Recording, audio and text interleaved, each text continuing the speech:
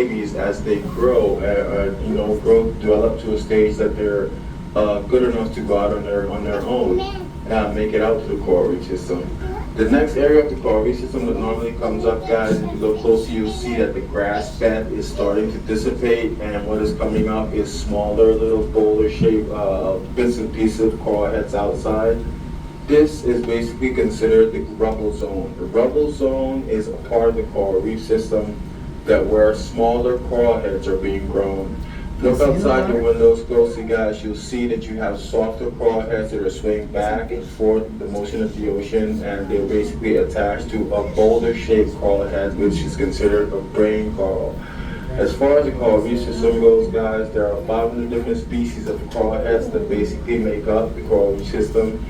And interesting thing about the coral reef system, guys, is the fact that every coral head that's out there, as far as 500 different species, they all get their name from their period B.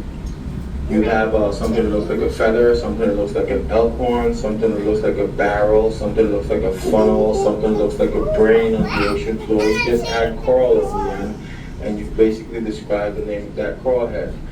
Now, as far as, again, barrel corals, funnel corals, feather corals, elkhorn corals, brain corals, the list goes on forever. Corals, 500 different species of coral heads that basically make up the coral reef system.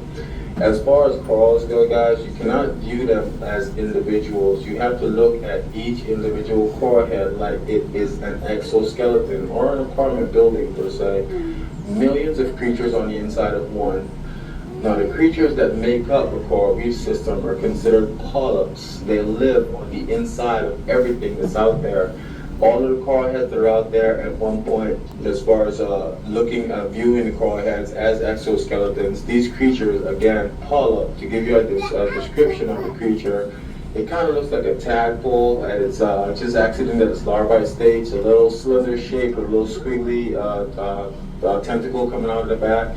In this case, the polyp lives on the inside of all coral heads, and they use crevices or grooves or pores on each individual coral head they introduce their tentacles into these crevices or pores on the coral head that basically in turn lead to the surface, and they extend their tentacles and feed off of the water. This is one of the reasons why, if you look closely at some of the coral heads, mostly the softer corals that are swaying back and forth with the motion of the ocean, if you look closely at them, you'll see that they're giving off a fuzzy effect to them. The fuzzy effect of each individual coral head comes from the fact that millions of creatures on the inside of that one coral head have their tentacles extended, and they're basically feeding off of the water.